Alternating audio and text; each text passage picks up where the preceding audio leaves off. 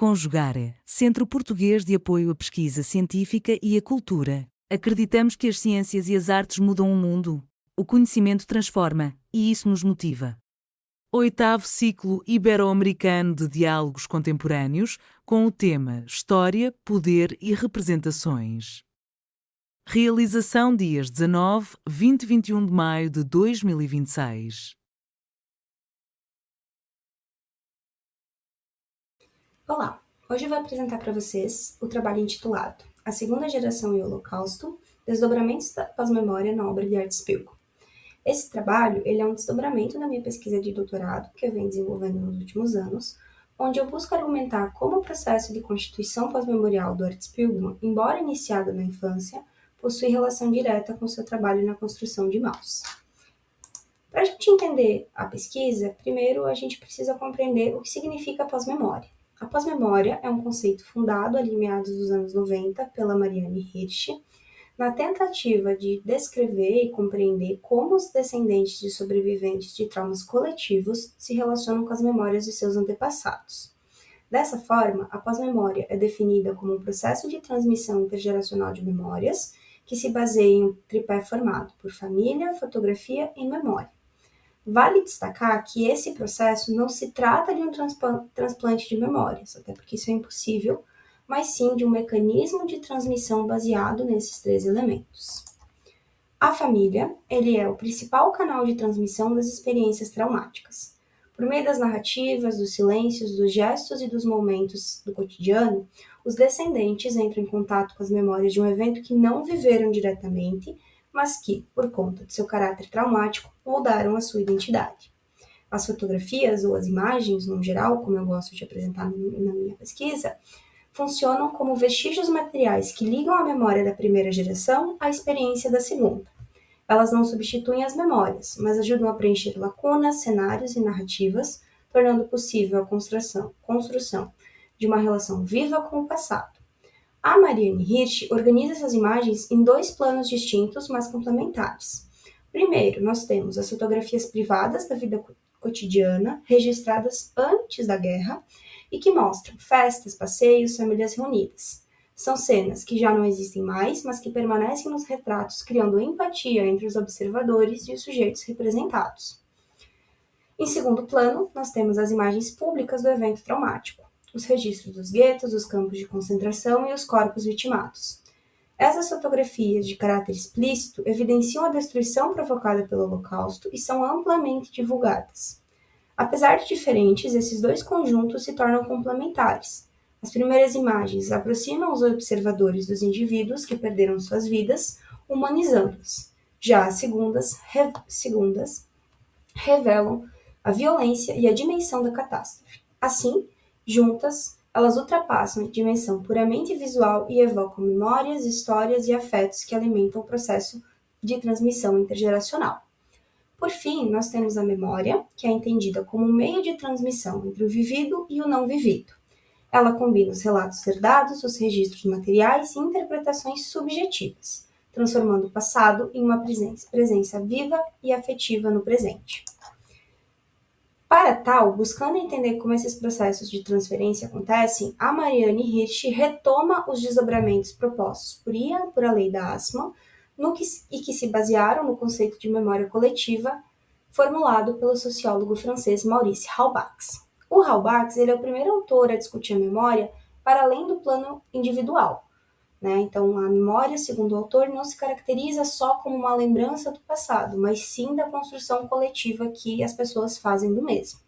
Com base nesses princípios, o Ian e a lei da Assmann decompõem a memória coletiva em duas categorias, que são a memória comunicativa, que é construída a partir da comunicação cotidiana, sustentada pelas relações entre pessoas, geralmente pessoas de uma mesma família, grupo ou comunidade, que é informal, não institucionalizada, não depende de especialistas ou de suportes materiais fixos, embora possa se utilizar em alguns momentos deles. Esse tipo de memória tem um horizonte de mais ou menos 80 a 100 anos, ou seja, 3 ou 4 gerações que interagem, e refere-se principalmente ao passado recente, que é compartilhada de maneira direta e no convívio social. Temos também a memória cultural, que é aquela memória que se torna institucionalizada, preservada e transmitida por meio de suportes materiais duradouros. Se relaciona com símbolos, textos, obras artísticas e lugares de memória, sendo mantidas por especialistas como museólogos, arquivistas, artistas, e ultrapassa o horizonte familiar, tornando-se quase absoluto ou mítico.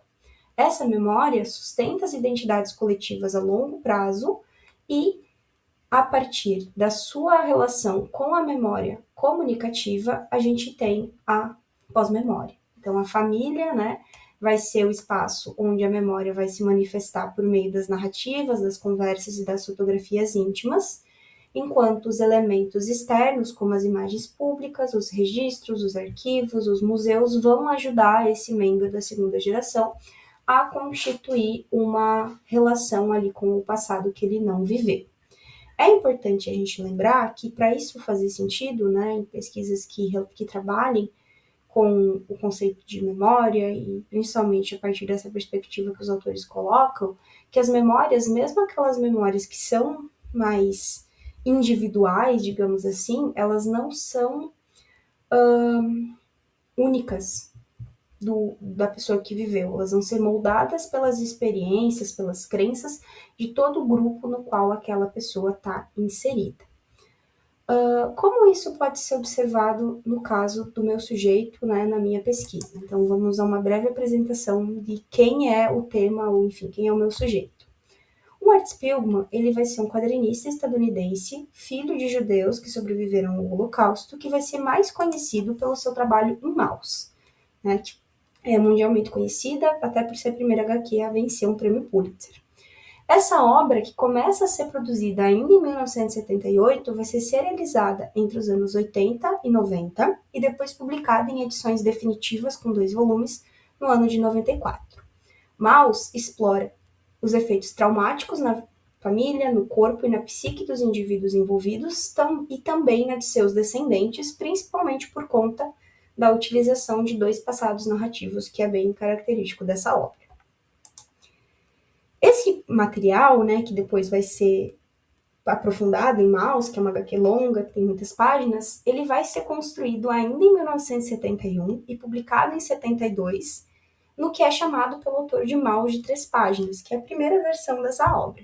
Então, essa obra aqui, que é uma comics, ela vai retratar o que o Art lembrava das histórias que o seu pai contava para ele quando ele era criança sobre o período que ele passou no gueto. Então, aqui a gente já consegue ver os elementos da pós-memória, né, teorizados pela autora. O Art ouvia essas histórias na infância, mas ele não tinha um referencial imagético daquilo, porque não foi ele que viveu aquela experiência, aquilo só foi transmitido para ele. Então, quando ele precisa transcrever essa relação com o passado, essa pós-memória, ele vai se utilizar, por exemplo, dos referenciais imagéticos, principalmente de imagens que estão, digamos assim, institucionalizadas, como, por exemplo, aqui no quadrinho de abertura que a gente observa. Ele se utiliza de uma fotografia amplamente divulgada do Holocausto e adapta ela para sua história familiar. Então, aqui a gente consegue ver que ele recria, né, faz o recurso de transformar as pessoas em ratos, que é uma das características de Maus, e também insere aqui atrás o seu pai, que embora não faça parte da fotografia original, é usado aqui, né, para compor a ilustração dessa imagem. Outra coisa muito interessante é que, embora o Art seja muito conhecido por Maus, essa não é a única obra dele que retrata essa relação que ele tem com o passado da sua família. Nós temos diversos outros quadrinhos, como vocês podem ver, né, nas imagens. Nós vamos ter Prisioneiro do Planeta Inferno, Pop Art, Unpacking, Little Picture, uma série de outros quadrinhos. E como eu tenho acesso a tudo isso, como eu consigo pensar todas essas questões? Em 2011, o Art e a Hilary Schutt vão lançar uma obra que se chama MetaMaus. MetaMaus é um livro que vai compilar um conjunto de entrevistas que ele forneceu a essa pesquisadora entre 2006 e 2010, que são organizados em 3 capítulos que tentam responder aos questionamentos que o Art vem recebendo desde os anos 90 na sua obra, que é por que Holocausto, por que ratos e por que quadrinhos. Esse material, então, que se constitui como um espaço de reflexão do autor sobre a sua trajetória, tem uma característica muito interessante.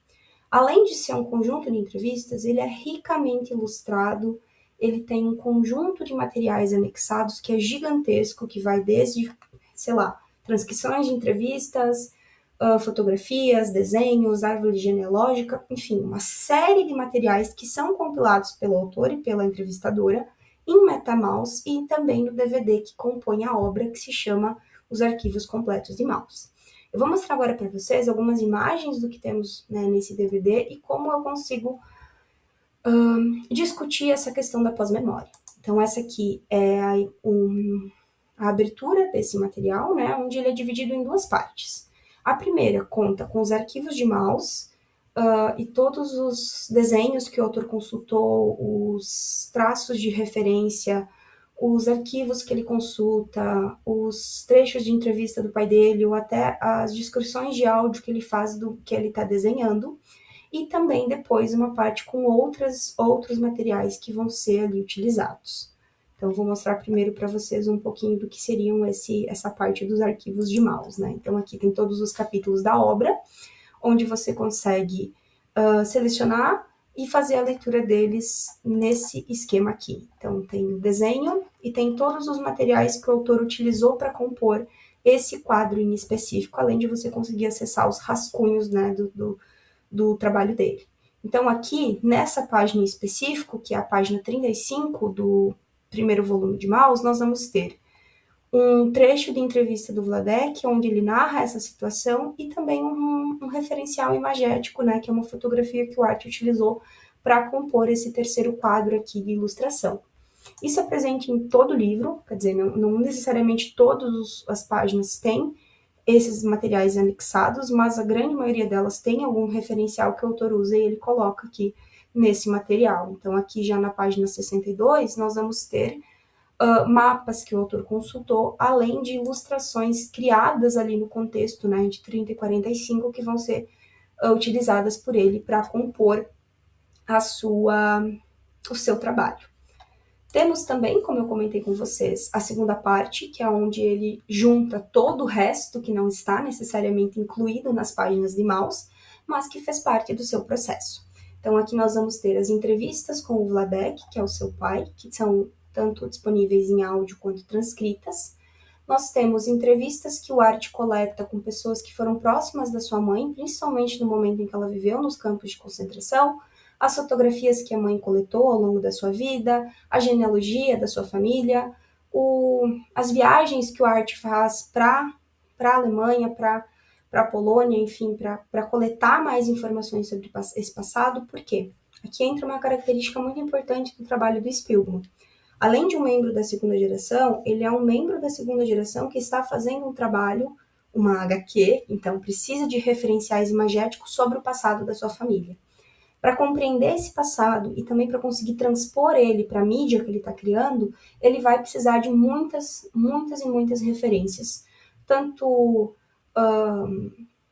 acadêmicas, no sentido de ele faz pesquisas para entender o que estava acontecendo, como é que foi o processo do Holocausto, as entrevistas com o pai, mas também ele vai chegar num momento em que ele precisa ver com os seus próprios olhos para conseguir representar isso no quadrinho. E na minha tese, eu tento argumentar justamente que o seu processo de produção pós-memorial, ele está intimamente ligado com a produção de mouse, ele não pode ser indissociado disso, e que ele, a partir dos avanços que ele tem na pesquisa para construir a HQ, ele vai refinando e reconstituindo a sua pós-memória, né, com todos esses elementos que ele acessa.